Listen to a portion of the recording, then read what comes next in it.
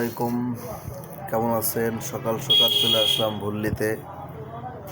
ছোট ভাইগুলো বক্স নিবে, phone vibration করা ছিল দেখে ডাইরেক্ট বাসায় চলে গেছে। বাসায় থেকে ঘুম থেকে উঠে নিয়ে আসছে।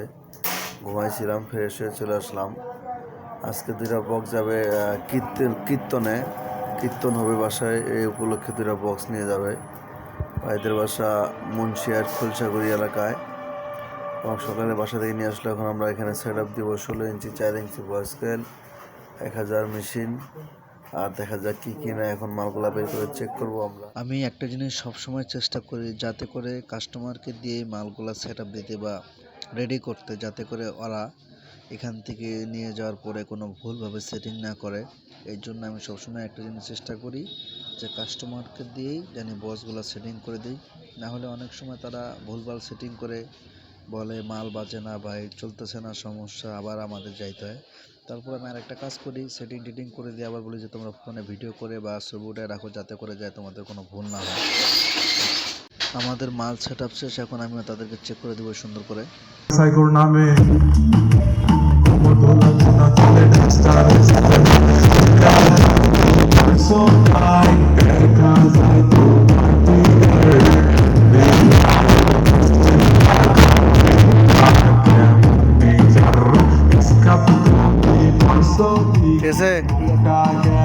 দেখা যায় টার্গেট হইছো এবার তোমায় কি বাঁচায়। এদিকে টাকা দিলে 3বার হবো পিন্ডা কিনো রে। কাস্টমারকে সম্পূর্ণভাবে চেক করে দিলাম, আর আমি যখন মালটা বুঝা নিব তখন চেক করে দিব। এখন আমি সুন্দর করে ভ্যানে উঠাই দিব, যাতে করে আমি সবসময় ভ্যানে উঠাই দিই একটাই কারণ, জানি আমি যেভাবে উঠাই দিচ্ছি ভ্যানে সেভাবে জানি কাস্টমার উঠাই নিয়ে আসতে পারে। তাতে আমাদের কি বক্সের জ্যাকেটগুলো ছিঁড়ার সম্ভাবনা কম। কারণ আমাদের বক্সগুলো ওঠানোর পরে মেশিনটা এক সিস্টেমে রাখতে হয়। মেশিনটা যদি আউল ঝাল করে রাখে সেই ক্ষেত্রে আমাদের বক্সের জ্যাকেটগুলোর সম্ভাবনা বেশি থাকে। এই জন্য আমি এখানে সবসময় ভ্যানওয়ালাদেরকে দিয়ে বা কাস্টমারদেরকে ভ্যানে উঠাই দিই। আর একটা কথা, আমি এখানে যে সমস্ত মালগুলো দিলাম সেগুলো হলো 4 ইঞ্চি ভয়েস কলের এক পেয়ার 16 ইঞ্চি স্পিকার, সাথে একটা স্ট্যান্ডার্ড অ্যাম্পলিফায়ার PBT 1000, তার সাথে একটা স্ট্যান্ড, তার সাথে আছে আপনার 16 চ্যানেল একটা মিক্সচার, আর আছে আপনার 2-3টা মাইক্রোফোন, যেহেতু কীর্তনের প্রোগ্রাম মাইক্রোফোনটা প্রয়োজন। আর তার সাথে আছে কারেন্টের বটে। এইসব জিনিস দিয়ে আজকে মূলত বক্সটা ছেড়ে দিলাম। আর একটা কথা, কীর্তনের ভাড়া মারতে গেলে কাস্টমারদের কোনো সময় বেশি করে মাইক্রোফোন দিবেন না, কম দিবেন, যেহেতু বেশি লাগে তাতে করে তারা নয়েজটাকে ঠেকাইতে পারবে না। মানে এতগুলো মাইক্রোফোন মেজারমেন্ট করতে পারবে না। এতগুলো মাইক্রোফোন যখনই মেজারমেন্ট করতে পারবে না তখনই বলবে যে এগুলো সাউন্ড ভালো না, এটা সেটা হাবি যাবি, আপনার ফাঁক চান্সে আপনার নামটা নষ্ট হবে। এই জন্য আপনি সর্বোচ্চ কীর্তনে 10.5 জন 2টা মাইক্রোফোন বেটার হয়।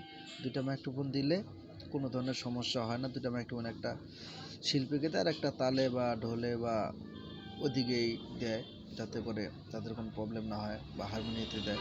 এর জন্য সবসময় একটা জিনিস চেষ্টা করবেন যে মাইক্রোফোনটা একটু কম দেওয়ার। আসলে মাইক্রোফোনটা বেশি দিয়ে তো লাভ নাই, তারা তো ম্যাচিং করতে পারবে না, আর ম্যাচিং না করতে পারলে আমাদের সাউন্ডের সমস্যা। আর যে আমি মেশিন আর সব কিছু উঠাই দিচ্ছি সুন্দর করে। এবং কি আরেকটা প্রসেসিং আপনাদেরকে বলতে, সাউন্ডের ব্যবসা করতে গেলে অবশ্যই আপনাদের মেমো থাকতে হবে। মেমোটা খুব প্রয়োজন সাউন্ডের, কারণ আমাদের এক এক দিনে 4-5টা করে ভাড়াও চলে যায়। তো সেক্ষেত্রে আপনার কাকে কী দিচ্ছেন সেটা আপনার মনে রাখার জন্য মেমোটা আপনাদেরকে প্রুফ দিবে। হ্যাঁ, মেমোটাই আপনাদেরকে প্রুফ দিবে যে কাকে কীভাবে কী দিবেন না দিবেন, মেমোটাই আপনাদেরকে। কারণ এতদিনে 4টা ভাড়া দিলে কাকে কী দিচ্ছেন না দিচ্ছেন, কার কাছে কয় টাকা পান না পান, সেটা আপনি কোনো সময় মনে রাখতে পারবেন না। মনে না রাখলে অবশ্যই কাস্টমার আপনাদের সাথে সুযোগ নেবে। সুযোগ নিলে পরে আমাদের জিনিস সালা পড়বে বা মিসিং হবে। এই জন্য আপনারা অবশ্যই মেমো করে দিবেন। তো সবার সুস্বাস্থ্য কামনা করে আজকে ভিডিওটা এই পর্যন্তই।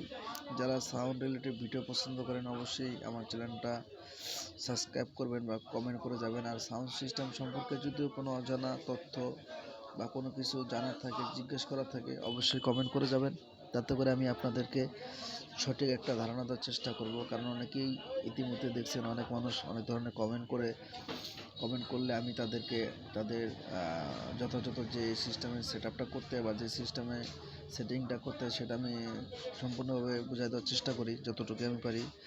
তো পরিশেষে সব ভালো থাকেন। আসসালামু আলাইকুম।